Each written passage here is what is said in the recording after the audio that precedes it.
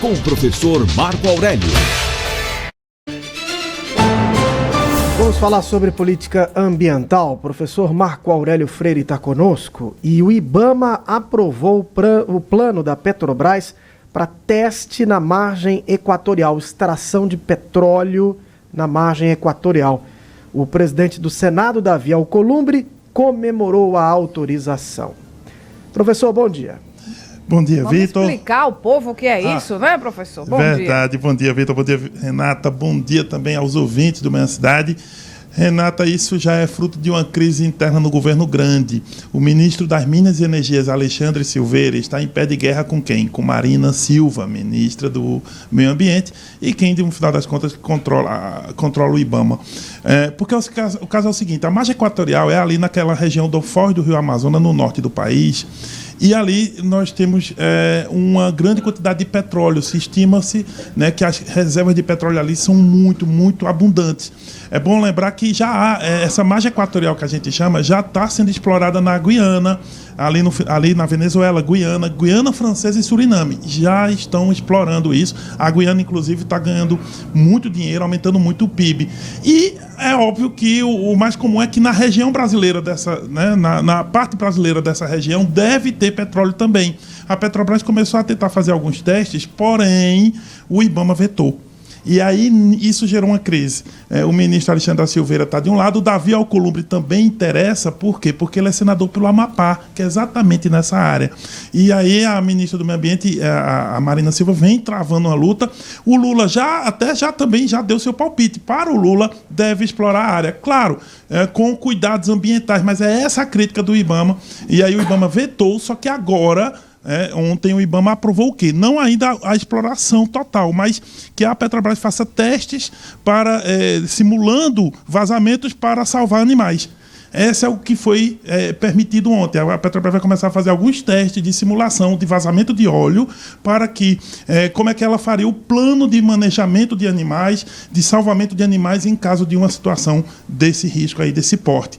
É isso que foi aprovado, e aí Davi Alcolumbre, né, já aproveitou e se manifestou dizendo que é isso que tem que ser feito, que se acharem petróleo nessa região inteira vai ser muito bom para o país. E uma coisa que eles têm falado também é que não é exatamente na foz do Rio Amazonas, são 500 quilômetros, e é isso que justifica os apoiadores dessa exploração, que não seria tão risco assim, com tanto risco assim. De qualquer modo, o embate entre IBAMA e Meio Ambiente, né, Ministério do Meio Ambiente e Ministério das Minas e Energia, parece que por hora o Ministério das Minas e Energia vai começar a vencer essa guerra.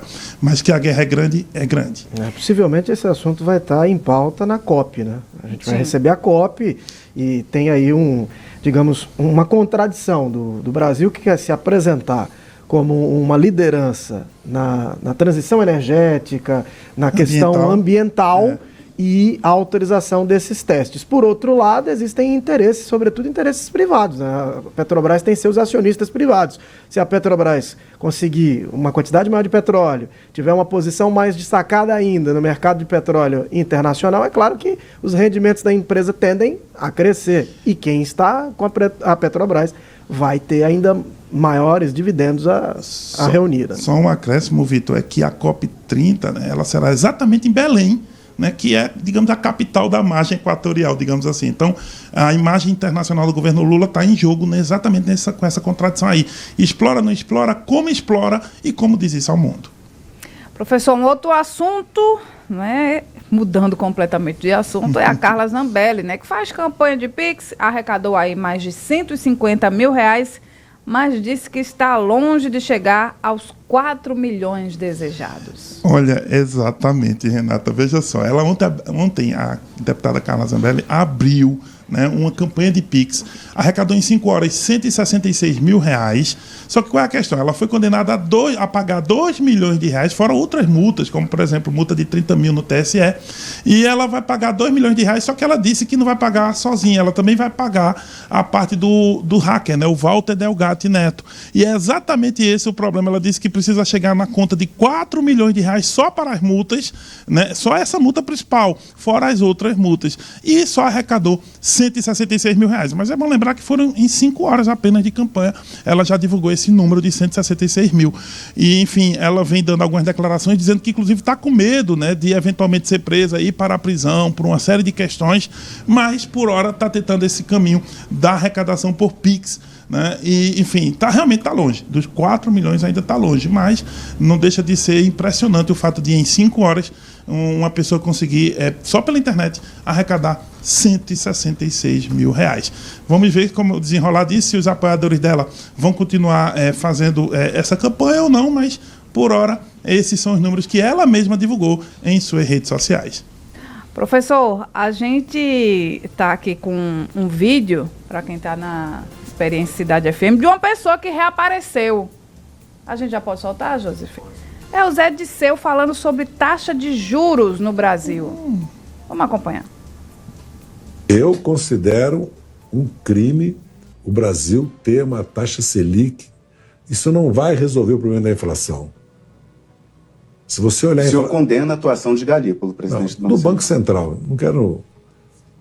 sou contra a taxa de juros. Por que essa taxa de juros 14,76? O que acontece? Ela aumenta a dívida pública, ela impede o investimento, porque nós estamos sem déficit primário praticamente. E a inflação está fora da meta, porque a meta é irreal. 3% para um país como o Brasil é irreal. A meta não era essa. Eu sempre fui contra isso, desde do primeiro governo do Lula. A meta era 4, 5,5 ou 2,5. Nós reduzimos para 3, para quê?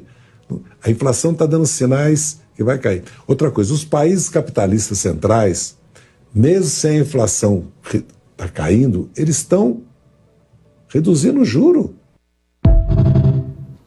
Olha, gente... E foi isso, hein?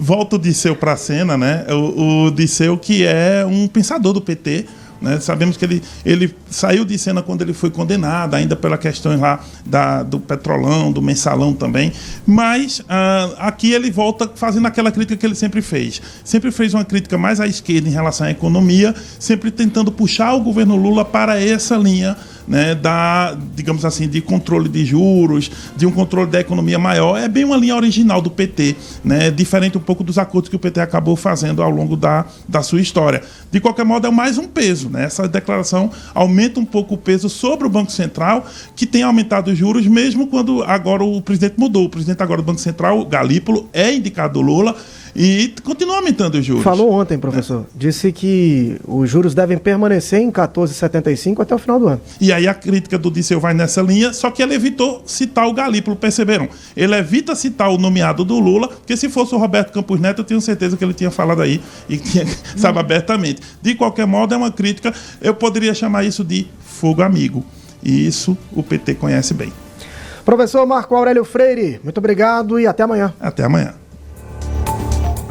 Manhã Cidade. Painel com o professor Marco Aurélio.